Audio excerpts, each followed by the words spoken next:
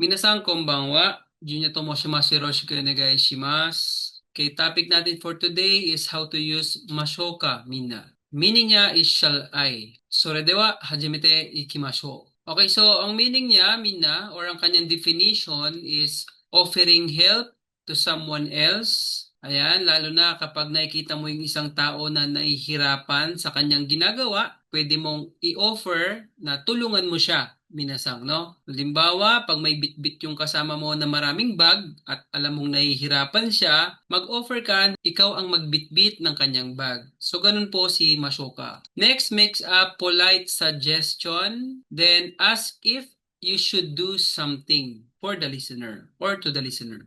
Ang meaning niya is shall I, should I, would you like me to? Una is offering help, offering to do something for someone. Yung sinabi ko kanina, kung alam mong nahihirapan yung kasama mo, pwede kang mag-offer sa kanya na ikaw ang gagawa. Lalo na kapag naiinitan siya at alam mong pinapawisan na siya, i-offer mo na buksan ang electric fan. Senpuki o tsukemashou ka? Ayan, shall I open the electric fan for you? So example is, shall I wash the dishes? Siguro maraming ginagawa itong kasama mo, kaya nag-offer ka na ikaw na yung maghugas ng pinggan. So, Osara o Araymasho ka. So, nanggaling si Araymasho ka kay Araymas. Kaya nga lang, i-omit natin yung mas form, then ikakabit natin si Mashoka para makuha natin yung shall I. Osara o Araymasho ka. Okay, next natin is polite suggestion. Softer and more politer than Masho. Si Masho kasi is let's do. Okay, shall we go to Osaka? Punta na ba tayo ng Osaka? Okay. Kay Masho naman, let's go to Osaka. Ganun siya. So, magkaiba pa rin sila gamit. Ito, shall we go to Osaka? Pwede na ba tayong pumunta sa Osaka? Or pupunta na ba tayo sa Osaka? Okay, so Osaka ni ikimasho ka. Next, another mashoka ulit, minna. Asking if you should do it. Checking before taking the action. Shall I explain? Ayan. Gusto mo ako na mag-explain? Ayan. Watashi ga shitsume shimashou ka? Okay, next. Should I make a call? Gusto mo ako natatawag? Then wo kakemashou ka? So, next natin, Mina, how to use particle ni. So, before na pag-aaral natin si particle ni as a time particle and the destination, yung lugar na mismo mong pupuntahan. Okay, so ang tawag kay particle ni dito ngayon is purpose particle. Okay, ito po yung pattern natin.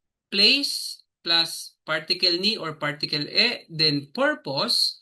Then yung purpose natin, yung verb, ang kukunin lang natin sa verb natin Mina is si verb stem lang. Tatanggalin po natin yung mass form. Then put particle ni para makuha ang purpose. Then movement of the verb. Kasama po dyan yung ikimas, kairimas, kimas, modorimas, or dekakimas. Okay, so example natin, we went to station by car to pick up our teacher. So, watashi tachi wa, then mauuna yung place, minasang, eki, ito kasi yung pinuntahan, then put particle ni or particle e. Then, sunod po natin yung purpose, sabi rito sa pattern. So, ang purpose natin yung blue, to pick up our teacher, yung color blue. Then, sensei o mukaimasu. Kaso nga lang, dahil siya ay purpose, si mukaimasu, tatanggalin natin yung mass form. Then, put mukai lang, then i-add natin si ni. Yan, nakuha natin yung purpose natin. Sensei o mukai ni, then sunod natin yung movement of the verb or wala pa po dito yung by car. Sunod natin yung kuruma de ikimashita. Next example, I will go to Japan for work. Ang purpose ko ay para magtrabaho. Mina, yung blue. So, unahin mo muna yung place, Japan, Nihon e. Then, sunod natin yung purpose, hatarakimasu. Umit mo yung mas, then kunin mo lang yung verb stem. Hataraki, then put particle ni. Hataraki ni ikimasu. Okay, minasang, owarimashita. So, ja, mata ne.